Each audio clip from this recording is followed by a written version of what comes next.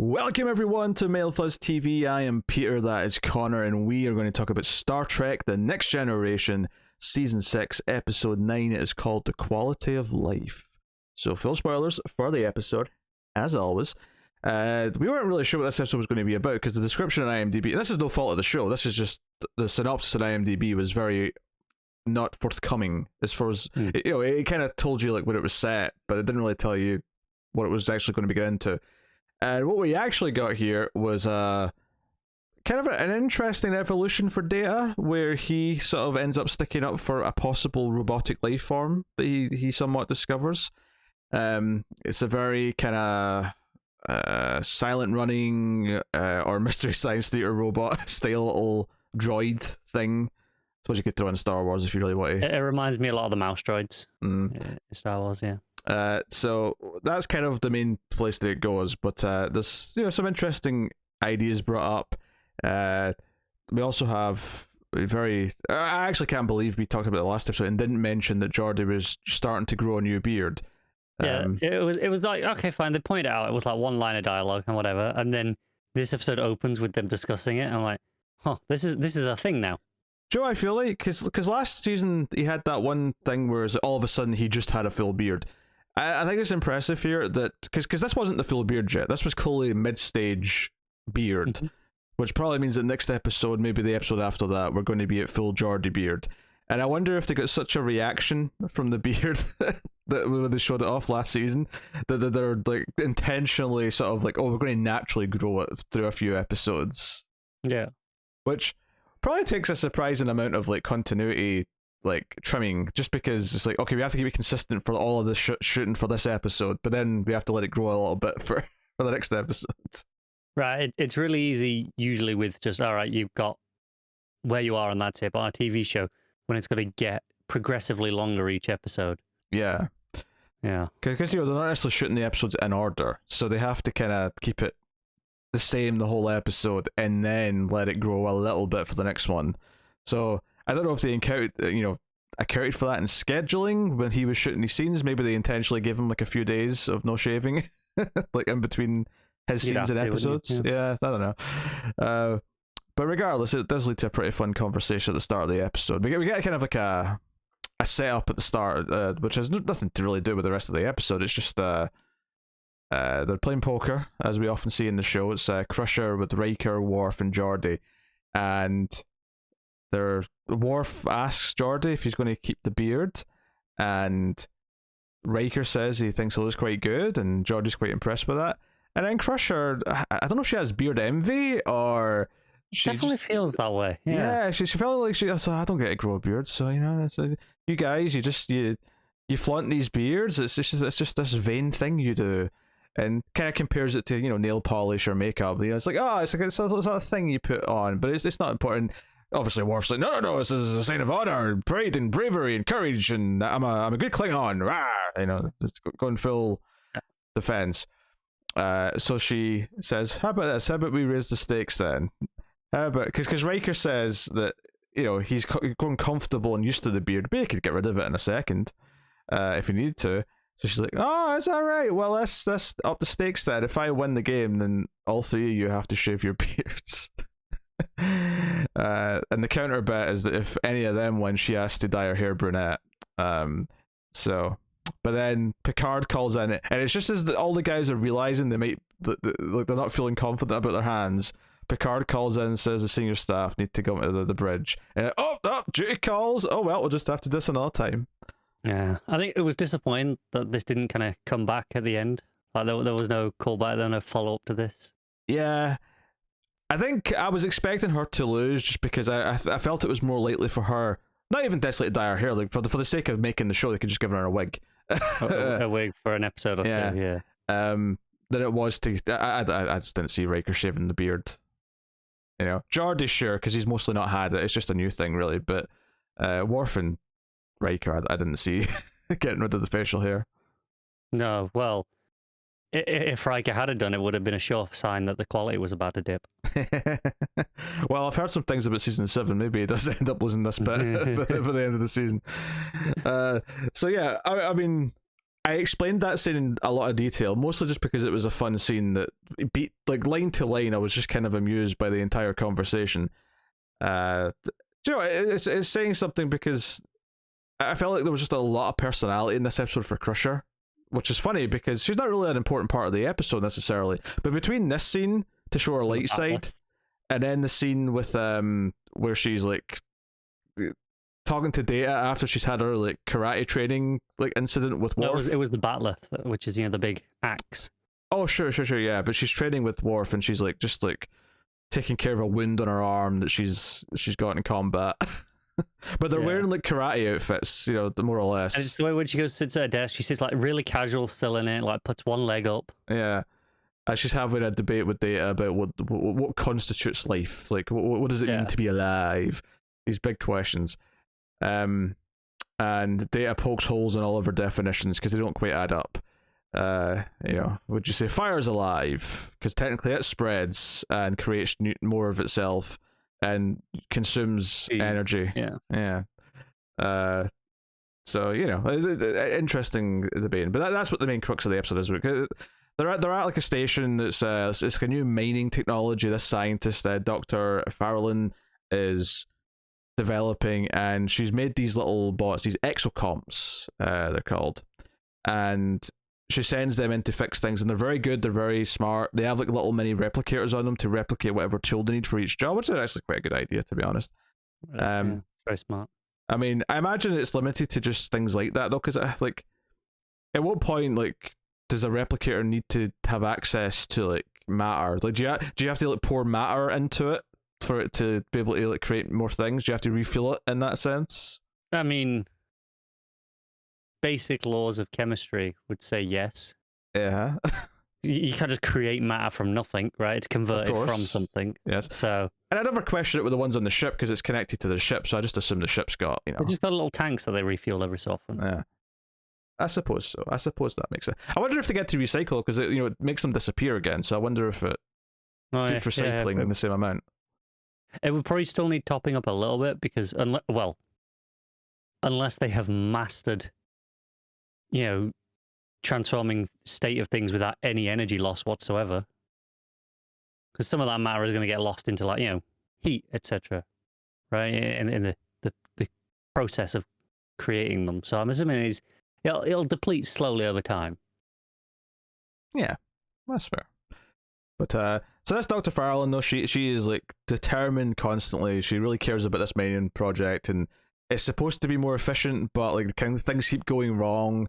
Picard and the ship are kind of there to like assess if it actually is worth pursuing this, and she's determined to have a good showing, but things keep messing up. Geordi's trying to help her, and ultimately the big crux of the episode comes when one of the exocomps doesn't follow an order to go into this big long vent to go and fix something, and then when they try to reprogram it, the control pad kind of heats up and sparks, and weird thing. I watched this with the subtitles. Yeah. Control pad is not just PAD like you would expect for pad. It's an acronym like PADD, all capitals. I'm like, what the hell does that stand for? I don't remember that. Personal assistant data pad. Data device. It's two Ds. Oh, it's 2 Ds, sorry. Oh, sorry. PADD.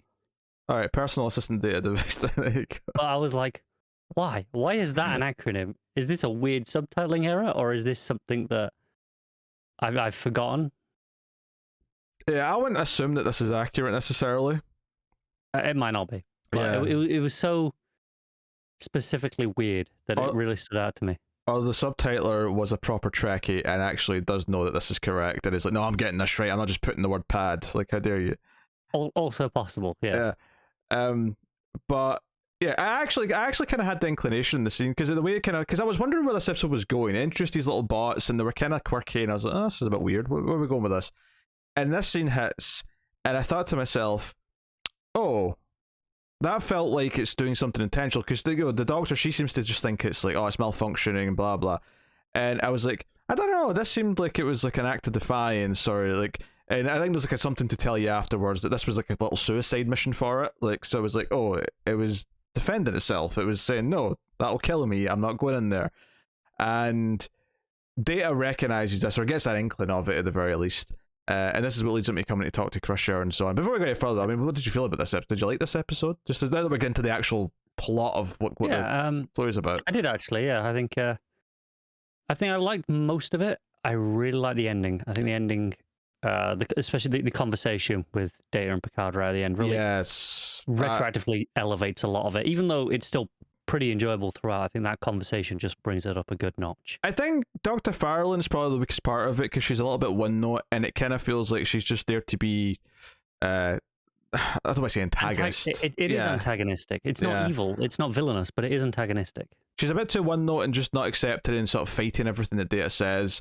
And then she's just kind of magically agree. I mean, I know technically they've proved it in some level by the end, but she feels like, given just how much of like a stickler for not wanting to believe any of this she is throughout the whole episode, the fact that she's willing to accept it as quickly as she does at the end feels a bit weird.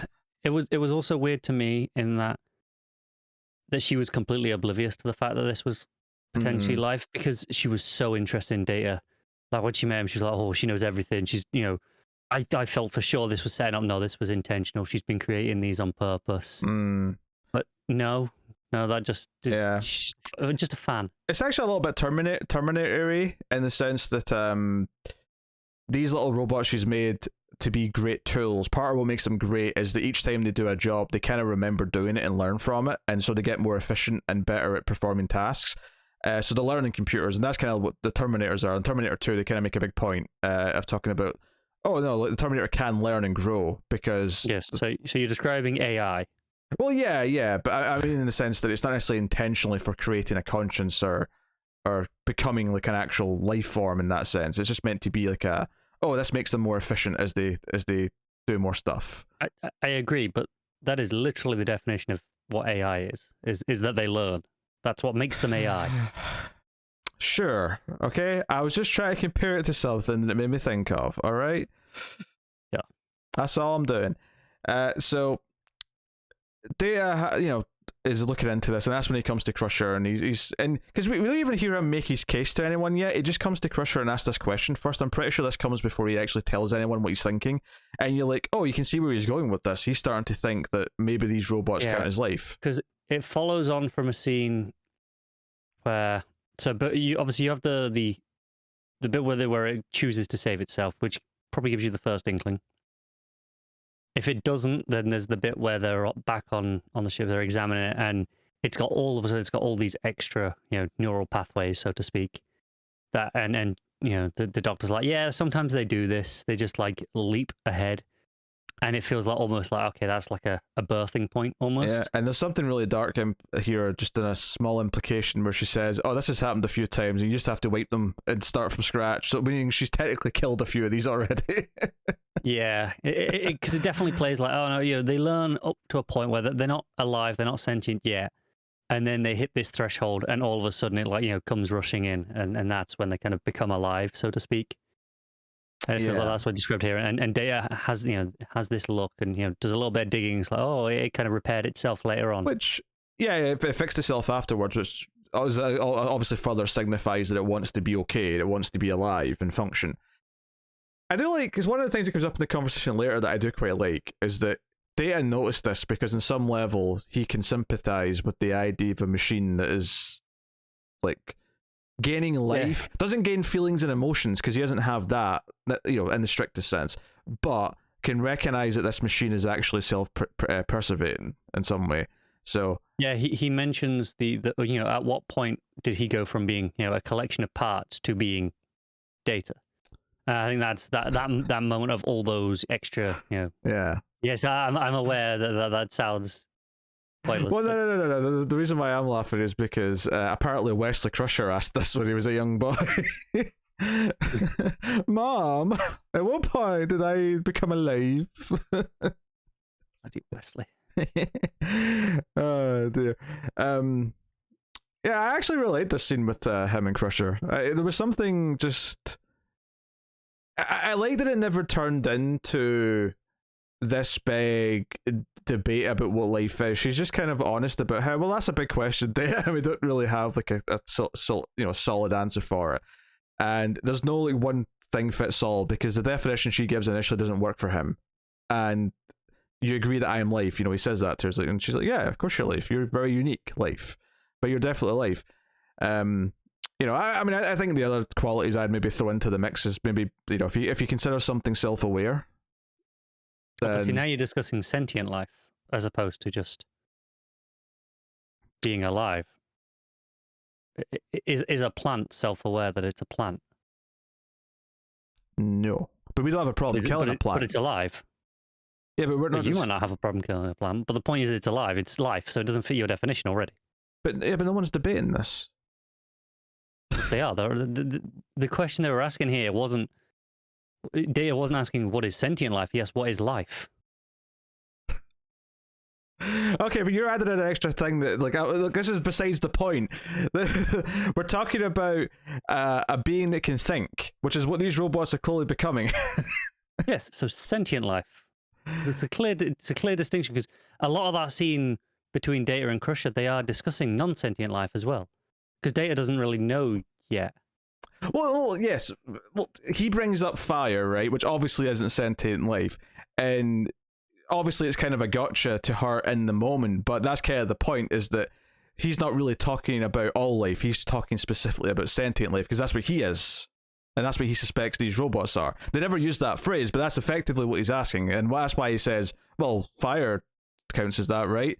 And in a sense, I mean, no, I don't know if anyone would say fire's alive necessarily, but that's the example. No, you wouldn't, because it's not. Because it's not, yes. But there's a reason why even vegans don't mind using plants for things, is because it doesn't matter that they are technically alive. No one has a problem with this.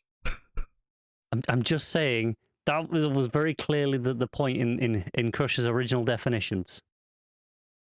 Oh dear. I think by and large, when you're talking about life, unless you're talking about botany or you're talking about like specific topics, I think typically you're talking about sentient life when you're talking about life.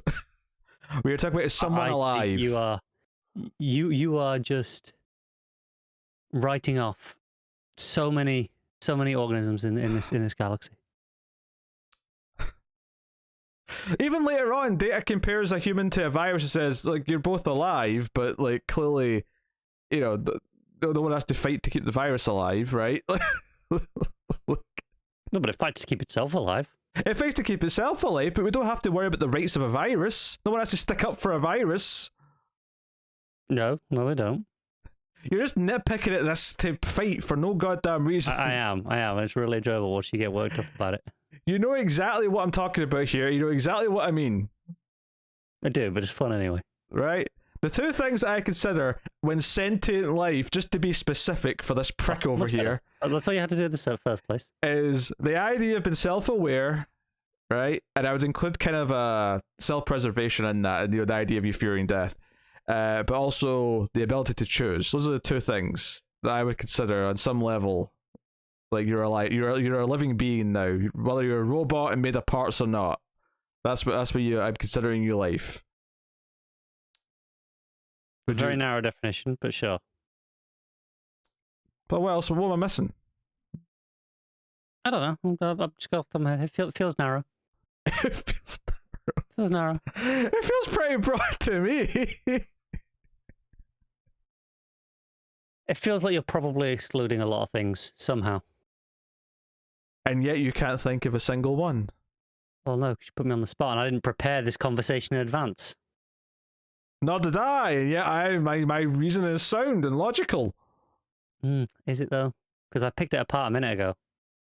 No, you picked apart the English that was being used. That's all you picked apart. That's the fundamentals of any good debate. Yeah. Anyway, like, from here, he does the test. He brings his suspicions to Picard, and the doctor lady is like livid with. Well, not livid, that's not the right word. But she's like, I don't have time for this. I need to fix my mining thing. I need to use these bots. And it's like, "Sir, we shouldn't use these anymore." Because he actually beams aboard the mining station when they're about to use them and says, "No, you shouldn't use these. I believe them to be a new life form, and therefore you can't make them work for you unless they like clearly show that they choose to." And they sit down and debate this, and Dr. Lady's not having any of it, but Picard's like, no, like, one of the main purposes of this damn ship is that we identify new life forms. It's kind of a thing. And Data presents his reasoning, so they agree to do a test to see if it will protect itself again. And this is kind of predictable, this part, I think, because it doesn't actually protect itself, but they mention it's a simulation that's meant to just make it think that it's going to be damaged. And immediately I was like, well, if it's smart enough to see through that and see that it's a simulation and therefore not worry about the fact that it's it's going to be hurt. And sure enough, that's what happens. That is what happens. So, you know, Data goes to Picard and we get this conversation. And this is like after the whole like crisis that happens where Data kind of like, you know, I wouldn't quite call it mutiny, but like, he has a moral objection to an order that Riker gives when Picard and Geordi are in danger. Disobey some direct orders. Yeah. They're on the mining station. It's starting to break down. Stuff needs fixed or whatever. But there's going to be radiation flooding the place, and Picard and Geordi made sure that all the crew that worked there could get out. But by that point, the ionization. It's always the ionization that causes the transporter to not be able to work. That they can't get out, and Riker and co, they're like, okay, we can basically send these bots on a bit of a suicide mission. If we set them to explode up this, you know, thingamajig, it'll like sort of redirect stuff and it'll stop and we can beam the guys out. But Data objects, and he turns off the transporter room and says, no, I can't allow this to happen. And he has a serious debate with Riker about this, where Riker's like pleading, look, this might be the case, but like we don't know for sure. They're still technically devices, and we have our captain and Geordi are both in trouble. These are people you care about. Like we can't. Like, we have to save them. And if there was another option, I would take it. But this is the option right now. And Data ultimately comes up with the idea. Well, what if we turn their because the Doctor Lady takes away their ability to choose. I think it's Riker that actually comes up with that. Is it? I thought it was either way. They get to the what do we call it? When two sides find a middle ground. What do you? Compromise? That's the word I'm looking for. They find a compromise. Those hand motions there. Compromise in the middle. You compromise. So they find this compromise where if they turn their ability to choose back on, because Dr. Lady took that away so they wouldn't rebel, which, you know, is kind of mean. Like, hey, we'll take your ability away to like protect yourself. If they understand the situation and they choose to go over to try and help save lives, because that's the thing. Before, when it protected itself, no one was in danger by it not doing this repair. So it wasn't like itself was a bit in danger by going in there. Yeah. So it wasn't like risking a human life by not doing it. Whereas here, Cully, oh no, it maybe in some level does care. So the three that they've got get beamed across, and they do this thing to like stabilize the ion field so that the two guys can get beamed out. You get a really sad bit after where only two of the bots come back because one had to stay behind. So one sacrificed itself to save the other two. Which, you know, at this point, if you don't believe they're alive in some way, you're like, well, one just sacrificed itself to save the other two. That's pretty, you know, okay. But yeah, I mean, like, honestly, at this point, like, all the ideas it's playing with are really interesting. Data sticking up for another machine is kind of cool. But it's the conversation with Picard that, as you say, elevates what this is. And there's, first of all, there's a direct reference to one of the best episodes of the entire show, which is Measure of a Man. And Data points out that you once stood up for me and my rights as a robotic life form. Well, no one was going to be able to stick up for these. And maybe, and this is the part that I really liked, is that maybe as a robotic life form, I could recognize something that no one else could. I could sympathize with them in a way that no one else could. And, well, he technically disobeyed some orders. Picard actually is quite proud of him and says, this is maybe the most human decision you've ever made. Yeah, it is very much, I don't know, he stood up against the orders that he disagreed with and did, you know, the morally correct thing. And it sort of gives an inkling of like, okay, this is the sort of thing Data could do, in a post Starfleet, if he chose to do something else, because it's been established that who knows if he could ever die, right? He could live for a long time theoretically. Maybe at some point, like, no, he can go out and seek out, mechanical life and spokesperson fight for its rights. Yeah, an activist for AI and robots and stuff. Yeah. Yeah, no, it's an interesting concept, and it's because obviously we've dealt with Data having a child, which was a human child. Though, and what was interesting about that is that Picard obviously had that great speech where he stuck up for Data in that situation as well. But this is interesting in that it's like him sort of finding something that's as close to his kind. Not counting Lore, but Lore doesn't need help. Lore's a prick. But it's something that's close to his kind that he sort of sees like, oh, this fellow similar life form needs help, and no one's going to treat it as a life form unless I step in and like stick up for it. And it's not like, I mean, other than Dr. Lady, who has been very, very dismissive, everyone else is actually very accepting of the idea and wants to make sure that it's true or not. Well, it's kind of because they all work on the Enterprise, and this is kind of their thing. Yeah. Like they're used to doing this essentially. Maybe not this exact scenario, but the idea of, hey, there's new life. What do we do? Kind of their day job. Yeah, honestly, the only part of the ending that is a little bit weak is that Dr. Lady has just flipped completely, and I know obviously she's witnessed like the choices that the little robots made, the exocomps, but it feels so like, I will not use exocomps anymore unless... Yeah, the point is showing that she's not actually a bad person, and she never was. She just didn't believe that they were life. But once that has been proven to her, she's like, okay, sure, I'm with it now. Yeah, I mean, I think she was so strongly, against it before. I think the reason why the flip this easily is hard for me is, one, because she's a little bit one note throughout the whole episode, but two, because the way she doesn't believe it, despite the fact that people are saying, look, there's these sort of signs that point to there might be this, let's look into it, is part of her not believing is not so much that she finds it impossible, but it kind of feels like she doesn't want to believe it because it's inconvenient and because it'll make her life more difficult.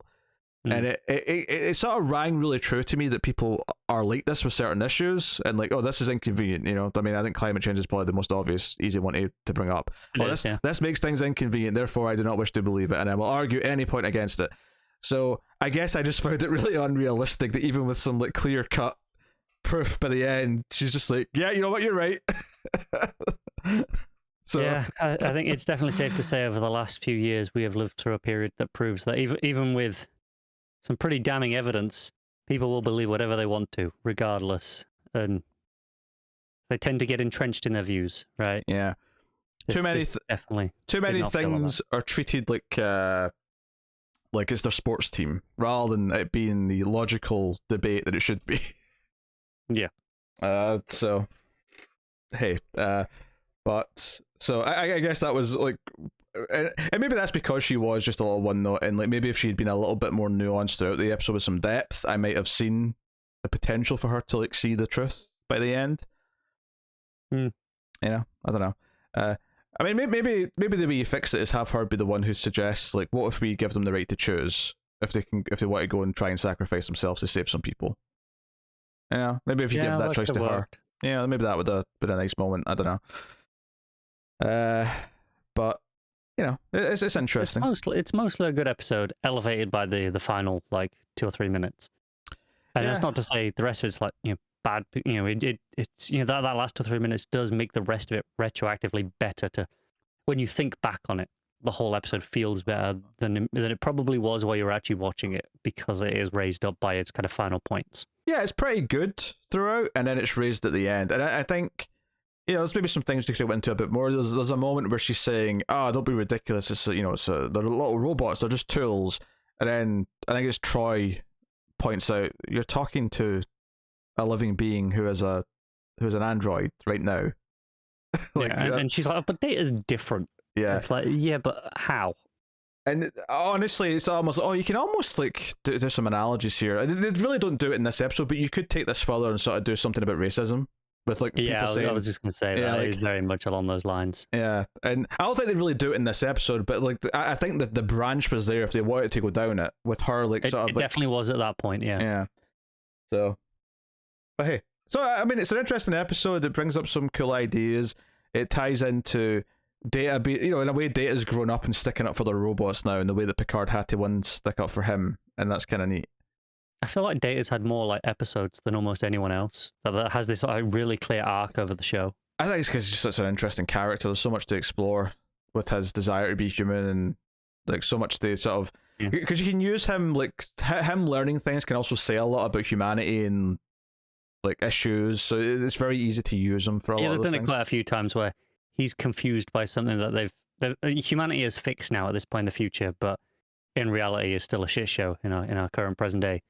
And Data's like, why? Why would they do that? It's like, well, that's a good question. I find myself saying the same things, to be honest. Yeah. But yeah, so no, it's certainly a pretty solid episode all in.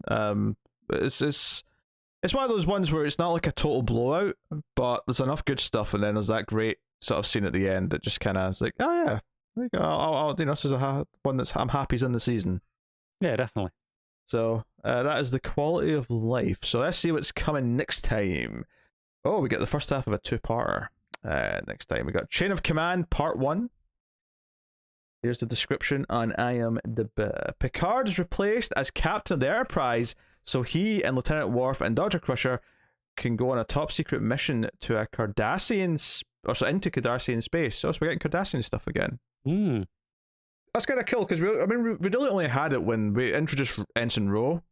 That was really the last time we really spoke about them properly, I think.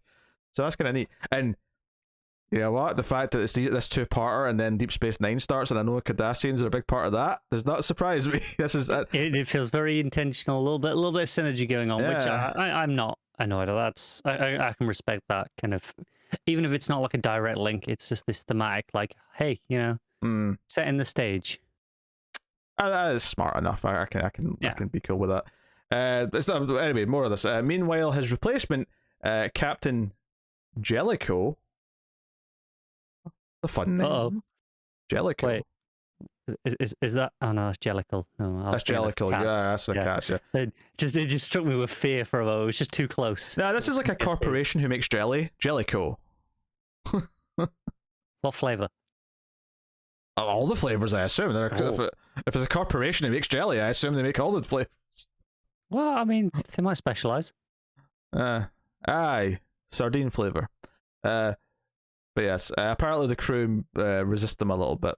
So I'm shocked. So we're getting some loyalty to Picard. So we're getting a stand-in captain, and I thought I recognised this face from the side. It is one Ronnie Cox from RoboCop and Total Recall. So it's an actor that many of us might know from other things. Also, Beverly Hills Cop. He's like not the captain in Detroit. He's the captain in Beverly Hills. Yeah. That's cool. I can see it being the sort of thing where the crew are resistant because whatever the circumstances where Picard's off, obviously it's a secret mission, so they think it's Oh, they don't know. Yeah, it's just a temporary thing, maybe. Yeah, and they're like, oh, we want Picard back. They think he's probably been shunted off unceremoniously, perhaps, and by the end of it, they'll be like, this Jellicoe, he's not such a bad guy after all. Maybe I'm completely wrong, but that would be my expectation. I hope Data just keeps pointing out illogical commands, like that doesn't seem the most efficient way to do this, Captain. May I suggest? And then like a bit, shut up, robot. Was that going to be his shut up, Wesley? Yes. Always shut up, Wesley. It's always a good idea. But yeah, so let us know what you thought of this episode in the comments below. Like, subscribe, ding the bell for notifications. If you want to support the show, you can hit the super thanks button, or you can go over to patreon.com/MailFuzzTV and support us for as little as $1 per month and get some bonuses for your trouble. Support all the content and keep it all on the way. You get early access to these Star Trek reviews, so if that's of interest, go and have a look. Otherwise, that is us though, so thank you once again for watching or listening. We always appreciate it. Keep watching Star Trek, and somewhere out there, Wesley Crusher has somehow been marked as not a sentient life form.